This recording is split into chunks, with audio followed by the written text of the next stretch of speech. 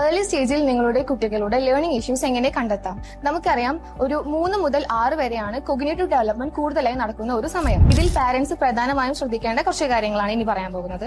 First, body perception ആണ്. അതായത് right and left തമ്മിൽ ഡിഫറൻഷിയേറ്റ് ചെയ്ത് പറയാൻ പറ്റുന്നുണ്ടോ എന്ന് ശ്രദ്ധിക്കണം. Then second one, matching capability. അതായത് രണ്ട് ഒബ്ജക്ട് തമ്മിൽ ഡിഫറൻഷിയേറ്റ് ചെയ്ത് കുട്ടിക്ക് പറയാൻ പറ്റുന്നുണ്ടോ എന്നുള്ളത് ശ്രദ്ധിക്കുക. Then third one, language and communication.